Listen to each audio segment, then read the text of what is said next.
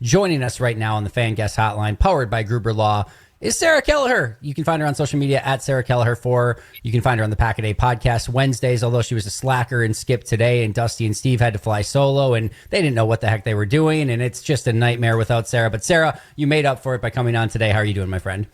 I'm good. Always excited to talk Packers with you. And yeah, I'm sure that I'll be getting a text from Dusty and Steve right after this about why I joined your radio show, but not the podcast yesterday. So I'm waiting for it. It's coming.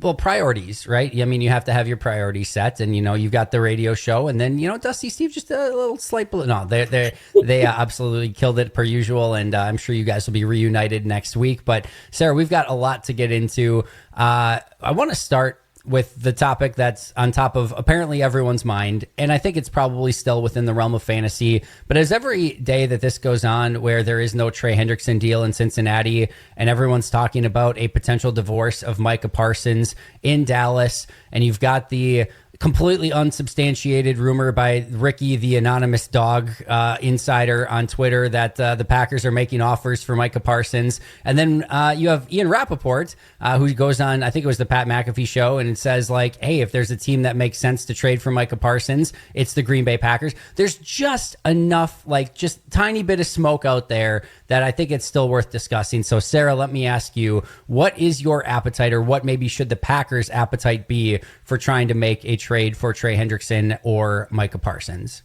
Yeah, Andy, I saw your tweet yesterday about LaFleur and Goody talking at practice, and that's what they were talking about. I don't know Clearly. if they were talking about it right there, but I definitely think that they've talked about it. It's certainly come up of, what's it going to take, and how can you not? I think between both of them, if you look at them on paper, they're both beasts, but Micah Parsons is 26 years old. 26 years old, and everybody on Pack-A-Day messes with me that, I'm the young kid, and this guy's almost a year and a half older or younger than me. So the age factor is incredibly appealing when you look at a guy like Micah Parsons too. And, with the production, when he's healthy, my goodness, it's hard not to think, what are the possibilities there? What do we have to give up? I think this is honestly classic Jerry Jones stirring the pot a little bit, and then week one's going to roll around, a deal will get done, and he'll, steal Thursday Night Football week one, and that'll be the story versus, the Eagles and their rings and, hanging the banner and all of that. So I don't think it's going to happen, but I certainly think that the Packers are probably, whispering a little bit about it, what's it going to take? And it's really just a matter of that. But I would be surprised to see either one of those things happening, just knowing how conservative the Packers are when it comes to kind of making a splash like this. It is really interesting. The only thing that gives me some pause, a couple things. In Dallas, like it does seem like there is some semi bad blood right now between Parsons and Dallas, which again makes things interesting. And same thing where like the Bengals are now open to trading Hendrickson. Like they apparently, like the money is there, but the guarantees are way off, and they just cannot come to a resolution on that. Like it wouldn't stun me at this point if either of these players does end up traded. And the only other thing that gives me like just maybe sort of ideas is the fact that by all accounts, Goody had a very significant offer out for Khalil Mack when he was traded, and the Bears just had a little bit more than him. It was basically 2 first-round picks that Chicago gave up for Khalil Mack, and if the Packers were very much, in that realm of trading for him, I mean, Mack was in a very similar situation at the time that Micah Parsons is now, and I could imagine if the Packers were interested in Mack, they would probably be interested similarly in Micah Parsons. Now, it depends on how Goody feels about his defense and his defensive end room, like if he really truly believes that this is going to be a massive breakout year for LVN and that Rashawn Gary is still one of the better defensive ends in the league, then he probably doesn't feel like he needs to make either of those moves. But the thing about Parsons, especially, not only the 26 years old, but the versatility, like take away even defensive end. Can you imagine a double A-gap blitz with Edgerrin Cooper and Micah Parsons coming up the middle, and just the pure insane athleticism, speed, and violence that those two guys can play with? There would be so much stuff that Jeff Hafley could do with that type of player in this defense. As you mentioned, I think that the most appropriate thing here is if you're an NFL franchise and you haven't at least had the conversations of like, all right, what would it take? What would we give up? And how could we potentially get a player like Micah Parsons on our team? I don't know what you're doing. You have to at least have that conversation. And I'm sure, like you said, Goody and company have probably had that. Yep. Yeah, I think it's a matter of if they're going to be traded is one thing. If they're going to be traded to the Packers is another thing too. So Totally we'll another. see. Yes, it would be interesting to see if like Goody kind of made that signature move, like at some point, right? And I know that he's obviously gone out and got Zadarius Smith. He's got Xavier McKinney, Josh Jacobs. It's not like he's not without signature moves on his resume, but like at some point, you're general manager of an NFL football team. You got like the dream job of dream jobs. You're like, everyone out there is a fantasy football manager. You get to do it for real. Like you actually go out and get to acquire players. At some point, don't you just want to make that like one super bold, like this is what I'm going to put my stamp on. Like people are going to remember me. Like everyone else is always going to remember signing Ron Wolf. Everyone's going to remember, Ron Wolf signing Reggie White, Ted Thompson signing Charles Woodson. Like if you go out and trade for Micah Parsons, that is like a legacy type move. You only get one shot at this thing being an NFL general manager. It almost like at some point, do you just not want to like take your shot and be super aggressive on something? It would be really fun if this was the thing that he did. I don't expect it either, Sarah. It's fun to talk about. It's good conjecture, what they would give up, what they could potentially bring. But we will be having quite the podcast in celebration if all of a sudden Micah Parsons or Trey Hendrickson end up becoming Green Bay Packers. That's for sure. Let's get to a different topic here as we're being joined by Sarah Kelliher. Find her on the Pack-A-Day podcast, of course, Sarah Kelliher 4 over on social media. We've obviously had 2 preseason games. We've had 1 joint practice, 17 training camp practices so far. There's been a lot that's happened. What to you have been your key takeaways from this training camp / preseason so far? Good, bad, ugly, and different. I'll let you go in any direction you want. Yeah, I think overall, if you take a step back and look at the bigger picture and look at what some of the past camps and off seasons have looked like, I think it's been pretty uneventful, but in a good way. Injuries aside, injury has been the biggest storyline. But, we had Matt Schneidman on the Wednesday edition of the Pack-A-Day podcast a couple weeks ago from The Athletic. And I asked him straight up, hey, since you started covering the Packers several years ago, is this kind of the most boring, for lack of better terms, off season that you've covered? In the Rodgers era at the end, it's will he or won't he stay? And then the Packers turn the page and it's the beginning of the Jordan Love era and a lot of storylines there. And now it's just kind of, okay, the Packers are a young team. Everyone knows the Packers are a young team. They're clearly in this stage where they believe in what they've got and they want to grow and develop these guys. And I think that's been another storyline that's just been evident in this camp is they're still a young team. And preseason was certainly a reminder of that. There were some sloppy mistakes in the preseason games, penalties and little mistakes that we saw throughout last season kind of trickled over. Hopefully they can get that out of their system in the preseason. And when week 1 rolls around, it's not so bad. But then you see moments of fight and promise, the comeback against the Colts. And, they looked like they were down and out and then they come back and show a little bit of fight and kind of it's that constant roller coaster of going up and down with a young team. So nothing has necessarily blown me away, shocked me this camp, but at the same time, I'm really excited about what's to come. I think that the pieces are there and they're working with the guys and trying to figure it out. And, I know we'll probably talk about it in a second, just some of those key position battles, especially on the offensive line and even at the end of the wide receiver room, what that's going to look like and rounding out that room. So I talked about it with you last time too. Marshawn Lloyd just sucks that he keeps getting injured. I really am so high on this guy and want it to work out. So I think running backs become more of a conversation than if all things went well and everyone was healthy, then maybe what the Packers thought. Now RB3 becomes a little more important if Lloyd is going to start the season injured again. So just some interesting position battles, but nothing, again, that's blowing me away or making me really nervous or lean one way or another. I think Packers are young. They're still going to kind of fight that battle and hopefully they can just continue to improve. I know what the answer was, but for our listeners, what was Matt's response? Did he agree that it was one of the more boring training camps, or what did he say? Yeah, he said pretty much. He said there's always stories to cover. Some of the rookies have had interesting stories, both as athletes and people that he's wrote some really great stuff on. But yeah, there's not as much drama, I guess. There's still things happening, but there's not drama where every day on First Take the Packers are being talked about like they had in the last few years. Which is not the worst place to be if you're kind of just off the radar a little bit, not causing a lot of buzz. Let let Jerry and Micah Parsons and the Bengals and Trey Hendrickson and all these other, storylines that are taking place. Let them have the buzz over there, and then hopefully you can kind of take everyone by storm once the season actually starts. And they just have to go and actually take the league by storm once the season starts, and hopefully they can do so. Hopefully one of the players that can help them do so is Matthew Golden. He's been off to a really impressive start, had the deep bomb yesterday from Malik Willis. Everything about him has said that he is going to have a big time role on this team, not even including the injuries at wide receiver right now. They continue to put him out in all different spots, hit him at all different layers of the field. He has been everything as advertised so far. Sarah, if this does in fact click and Matthew Golden is as expected as a super talented first round wide receiver, what does that do for this offense?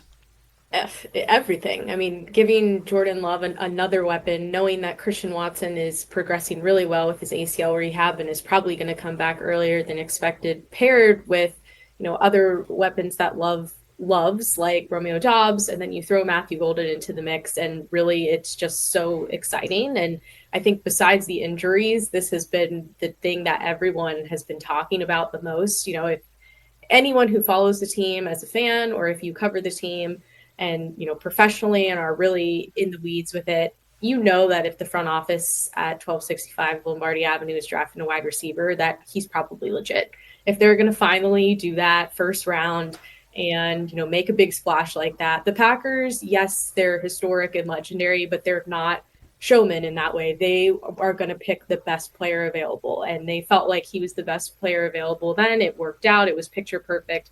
So we really just need to hope the injury bug doesn't get to Matthew Golden either. And if it doesn't, I'm going to start getting very delusional about him. If the trend continues and, what we're hearing and seeing from clips, for me, at least being in Florida, what I'm seeing online, if he continues to trend in that direction, it's just so exciting. And the Packers truly have a guy that the hands are strong, incredibly fast. The route running is crisp. So it's everything that you'd want from any wide receiver, let alone your rookie wide receiver in year one. Yeah, he's going to be a fun player one way or the other. I'm sure there's still going to be a learning curve and some hiccups along the way, and it's probably not going to be perfect from day one, but the talent is very clearly evident. The speed is as advertised, and he is going to be a very fun piece within this offense, no question about it. We're being joined by Sarah Kelliher. Find her on social media at Sarah Kelliher4, and of course on the Wednesday edition of the Pack-A-Day podcast. We've got a big preseason game coming up, the final preseason game, joint practices this week. And as you mentioned, there are still some key roster battles that are left to be decided. The starting left tackle spot is one of those, the potentially the number 3 quarterback spot. And if you kind of look all around this roster, there are certainly going to be some like Christian Welch versus Isaiah Simmons, potentially for that last linebacker spot, and special teams will play a huge factor in that. What are some of the roster battles that are kind of standing out to you, and which ones do you think could ultimately be decided in this final preseason game? Yeah, I mentioned wide receiver, so I'll touch on that one quickly. I'm really interested to see what they do here. I think, Dobbs, Reed, Wicks, Golden, Williams are solid, but then you have the addition of Mecole Hardman in the offseason from the Chiefs. And of course, then there's Malik Heath, and he's always kind of on the bubble every year. So, and then you also have to think about Christian Watson is coming back at some point too. So I feel like this may be the year that Heath really is on the chopping block per se. And, if he can perform in this last preseason game against the Seahawks and, no drops, really some nice route running. And I know it's hard in that sort of environment. You're not running with the ones and the guys who you would be doing it if you were to see snaps in the regular season. But I think he's a guy that really just needs to, there's a lot of tape, and hopefully he can prove himself at the last second here if he wants to make a roster spot, because it's going to be tight. Cornerback is another one that I'm interested about, especially that 4th cornerback position. It seems like they've got, Valentine, Nixon, Hobbs kind of locked in, Bullard's in the slot. So what's that traditional, core spot after that? There's the Bo Melton of it all. And that's surely been an interesting thing to follow, making the switch from wide receiver and then Valentine. Do they go both? I think they may. It's just kind of interesting to see how that's going to shake out. And then tackles, I feel like there isn't a ton of wiggle room. Tom, Morgan, Walker, Belton, he's had his issues in the preseason, and we all saw that with LaFleur ripping into him on the sideline. But I think those are guys that they feel good about, and there won't be a ton of rotation there. There may be 1 or 2 guys on the bubble, but it'll be really interesting. I think for the most part, the roster, there's probably 40-ish people that are locks, and there's, a few spots that are left over, and those guys are really just going to have to finish strong here in joint practice with the Seahawks, and then try to have, a moment of where they can really shine in that preseason game, because there's not a lot of room for additions here based off what we've seen. No, I totally agree. And it's lame and cliche, but special teams is going to play such a massive factor, especially with the new kick return rules too. Like, we're seeing all these kicks get returned. Like the emphasis on the kick return and the kick coverage is going to be so important. And if you can help out in either of those two phases, I mean, we're seeing teams get it, anywhere near like the 20-yard line sometimes. And a lot of teams like that are already getting good at this are getting out to like the 38, 40-yard line on some of these returns. Like, there is potentially a pretty significant difference in starting field position depending on how you perform on these kick returns. I think we are going to see a lot of returns because I don't think teams are just going to want to give it at the 35-yard line. So I think that could play a massive factor in this as well. All right, Sarah, before we get you out of here, injuries are piling up, and it just seems like every day. Thankfully, yesterday, 2 people returned, Kenny Clark and LVN, and no new players were out. So that was actually a good day on the injury list. But where are you at right now? Are you panicked? Are you concerned, nervous? Is it much ado about nothing? Like, where are you falling on the spectrum of where the Packers are at injury-wise right now?